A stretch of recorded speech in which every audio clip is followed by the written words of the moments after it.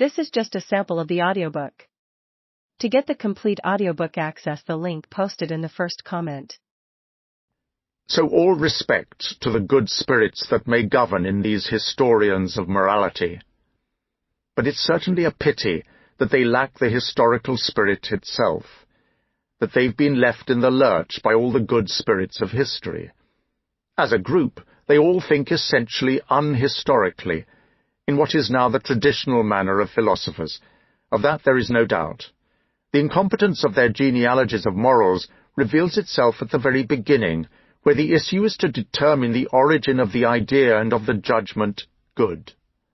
People, so they proclaim, originally praised unegoistic actions and called them good from the perspective of those for whom they were done, that is, those for whom such actions were useful. Later, people forgot how this praise began, and because unegoistic actions had, according to custom, always been praised as good, people then felt them as good, as if they were something inherently good. We perceive right away that this initial derivation already contains all the typical characteristics of the idiosyncrasies of English psychologists. We have usefulness, forgetting, habit, and finally error, all as the foundation for an evaluation in which the higher man up to this time has taken pride, as if it were a sort of privilege of men generally. This pride is to be humbled, this evaluation of worth emptied of value. Has that been achieved? Now, first of all, it's obvious to me that from this theory the essential focus for the origin of the idea good has been sought for and established in the wrong place. The judgment good did not move here from those to whom goodness was shown.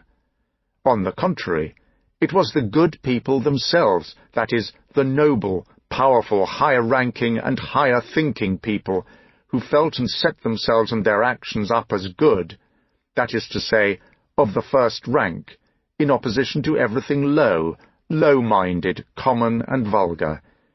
From this pathos of distance, they first arrogated to themselves the right to create values, to stamp out the names for values.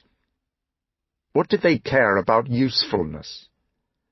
Particularly in relation to such a hot pouring out of the highest rank-ordering, rank-setting judgments of value, the point of view which considers utility is as foreign and inappropriate as possible. Here the feeling has reached the very opposite of that low level of warmth which is a condition for that calculating shrewdness, that reckoning by utility, and not just for a moment, not for an exceptional hour, but permanently. The pathos of nobility and distance, as mentioned, the lasting and domineering feeling, something total and fundamental of a higher ruling nature in relation to a lower type, to a beneath, that is the origin of the opposition between good and bad.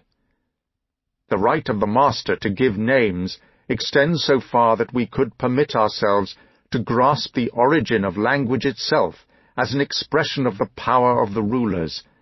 They say, that is such and such.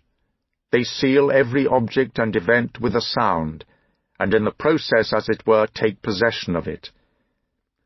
Given this origin, the word good is from the start in no way necessarily tied up with unegoistic actions, as it is in the superstition of those genealogists of morality.